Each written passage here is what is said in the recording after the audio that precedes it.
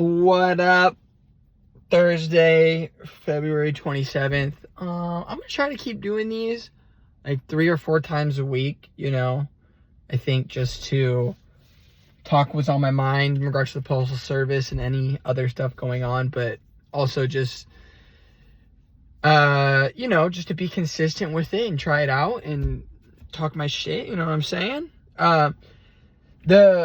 The first thing that I wanted to kind of talk about that kind of popped up, on my mind today from a conversation I had with a coworker. So this coworker, carrier, voted for Trump and everything like that.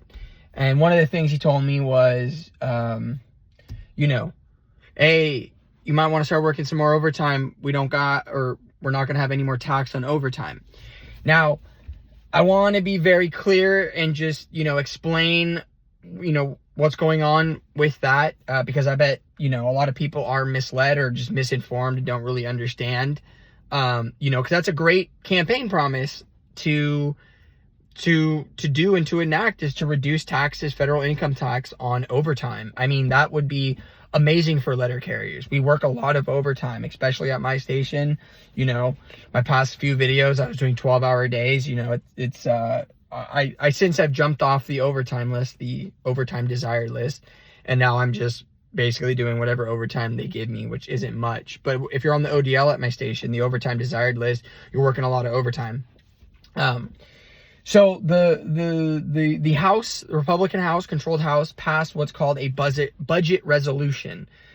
This is not the actual budget. So the difference between passing a federal budget that itemizes every type of deduction with taxes and every spending category, and things like that, is coming down in the pipeline in the future.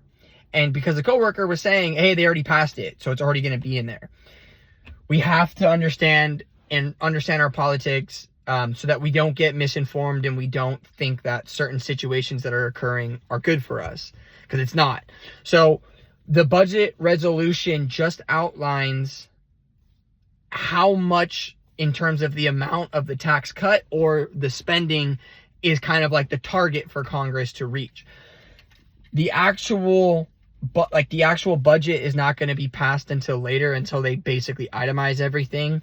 And so, I just want everyone to know, any other fellow carriers, to understand that, this no tax on overtime thing is a pipe dream. It's never going to happen. And if they do, there will be so many different mechanisms that they use to basically, one, exclude postal carriers. The best thing I've ever heard is whenever anything good happens to the federal government, it's never us, right? So it could be it could be a certain amount, like a percentage of your federal income tax from overtime gets reduced. Or they could just say, hey, we're going to use this as a tax deduction when you file next year, but the taxes still come out now, right? Or they can just basically not tax it, right? Where they just say on the line item of federal income tax, anything worked from hours 8.1 to 12 is not taxed, right? So it's a pipe dream, and don't think that it's coming. It's too good to be true, and I wish it was, because I make a lot more money, but things like that never work out, right? Number 2, this is just for any carriers that their station is coming up with route adjustments. So my station is going to be going through route adjustments at the end of March. A lot of our routes are under, some of them are overburdened. We have a lot of carriers burning routes. We don't know why. But I was talking to my steward, and so I just kind of want to get this information out here, just so that, anyone is curious how they're doing it for my district. And I'm assuming it's district specific, but I would assume that most of this stuff would be nationwide. Maybe not happening right now, but every state, district and postal district in a state is going through route adjustments at some point. So they're going to be walking with us 5 days, not counting your T6 day. So your scheduled day off that you have, they're not going to count your T6, what they do on your route. They're just looking at the regular on that route for 5 days. So basically with that, sorry, someone just pulled up in front of my house. what they're doing is that 5 days of them basically walking with you, doing your mail count, seeing how the route is designed, how that is weighted. He told me, my steward told me, that that's only 20% of what the adjustment's going to be.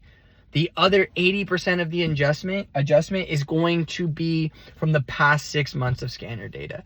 So any carrier out there listening to this, make sure you're doing your route correctly.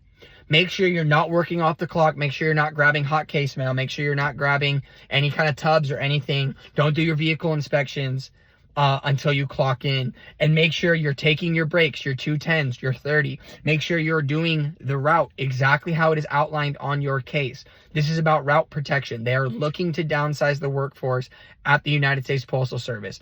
And if the route trends lower than probably like 5 hours, they're just going to cut it and divvy that route up and start overburdening all the other routes, right?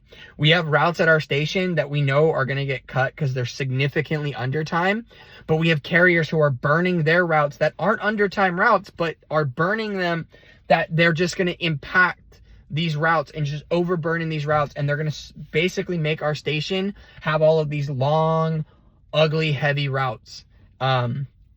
So, just make sure you're doing everything. They pay us to be safe, and they pay us to curb our wheels. They pay us to lock all the doors and all that stuff. So just make sure you guys are doing that the right way, because we want to try to protect routes. We want to try to protect our jobs in this tumultuous time that we're going through with the United States Postal Service and the Trump administration. But yeah, I hope you guys enjoy your Thursday night and have a good Friday. Bye.